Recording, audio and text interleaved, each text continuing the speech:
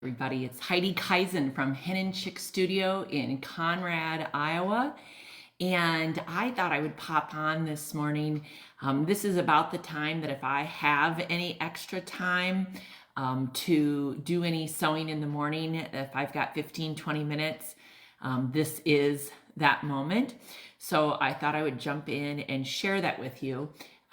If you are kind of wondering what I'm talking about, on Wednesday, I did a video and talked about the fact that summer is busy and that it seems busier than any other time of the year. I don't know why. Maybe it's because the days are longer and we're trying to get more things in during those longer days, longer daylight hours.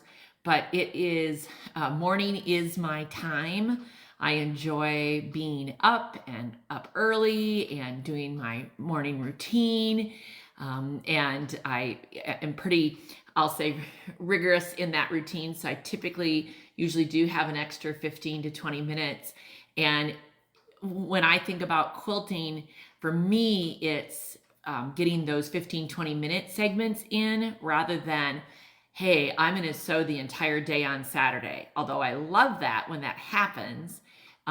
For me, it doesn't always happen unless I'm at a retreat, right? And that's a whole nother discussion.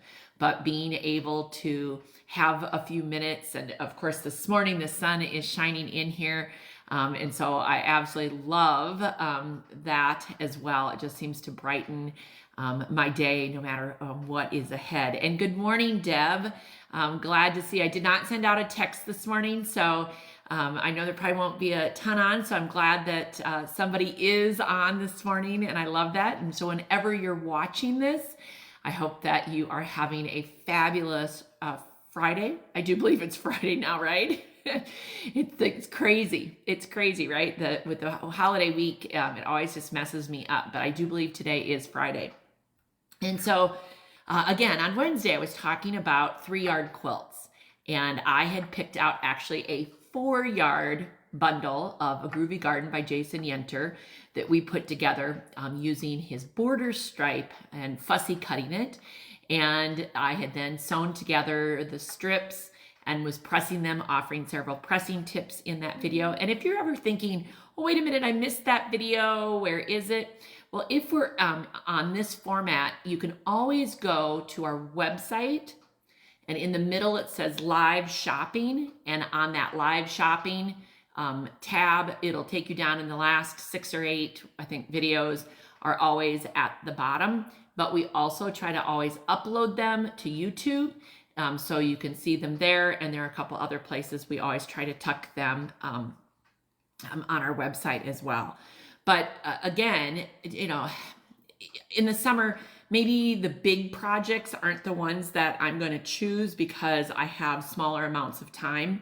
So a 3-yard project is wonderful in that, you know, they're doable sizes. You can, you know, they're fairly simple quilting. So even if you're new, they're great. But if you're a more advanced sewer, have been quilting for a long time, you're going to find that they are easier to understand, easier to produce, that kind of thing.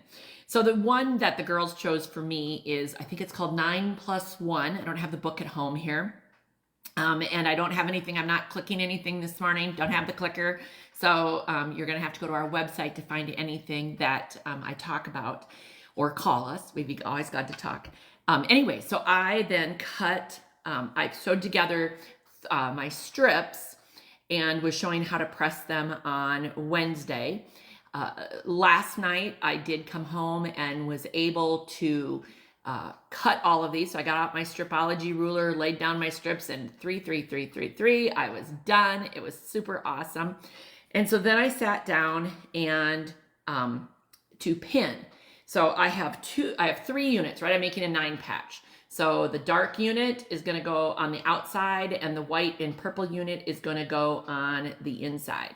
And when I was giving pressing tips, I said in this particular case, I was trying to press all of the seams to the dark fabrics or the purple in this particular case. And why would I do that? And so many of you, and good morning, Wendy, nice to have you along as well. why do you want to press your seam allowances towards the dark? Well, first of all, then it won't shadow behind a light colored fabric.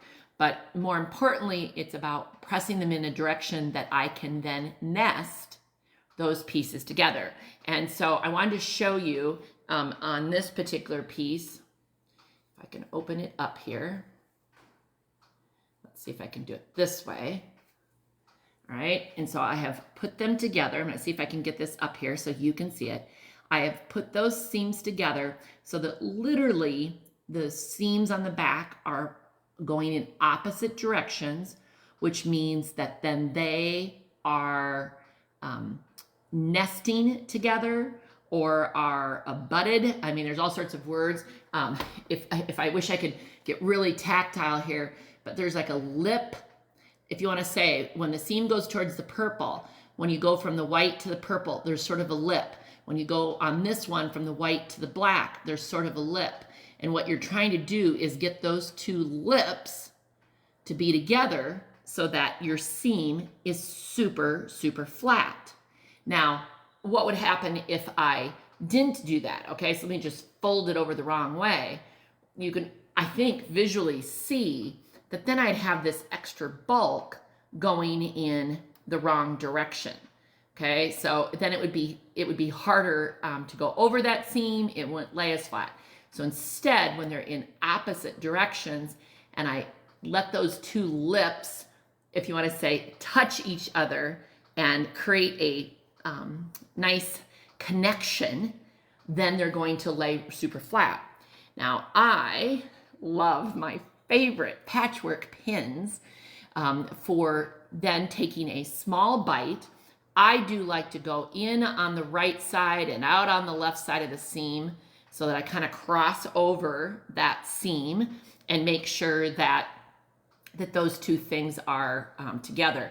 By using a patchwork fine pin, it is a thin enough silk head pin that I barely even notice it if I were going to take it up to the sewing machine.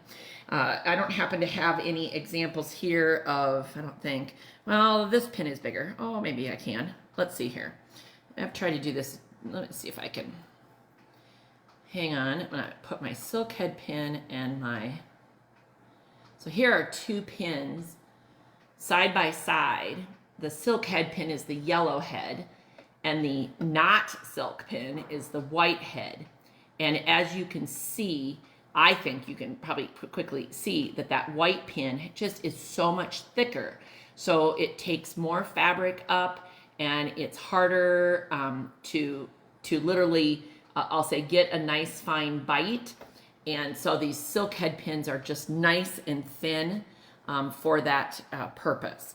So certainly, do I have some of the other pins around? You bet, because there's always times when I'm just trying to keep a couple pieces together. But when I'm piecing this way, when I go to the sewing machine, I can very easily sew up to, but not over, the pin that I have there. And so I would then sew my 1/4 inch seams, and what I will do is I will chain piece all of these things together, and then come back, press them in the direction that I want them to go, which will probably be towards this unit, and then I'll come back and I'll pin on the 3rd unit and make sure that then I get that. So I'm going to sew for a few minutes this morning before I head to work. It is the 2nd day of the All Iowa Shop Hop, so we're looking forward to seeing more of you that are out and about for the All Iowa Shop Hop, and of course row by row as well. So be sure to ask us about both of those events if you are not familiar with them as you come in the store. But I hope that your Friday and your weekend will be kicked off here today with a beautiful day. And if there's any thing that we can help you with, let us know. And until the next time, be creative.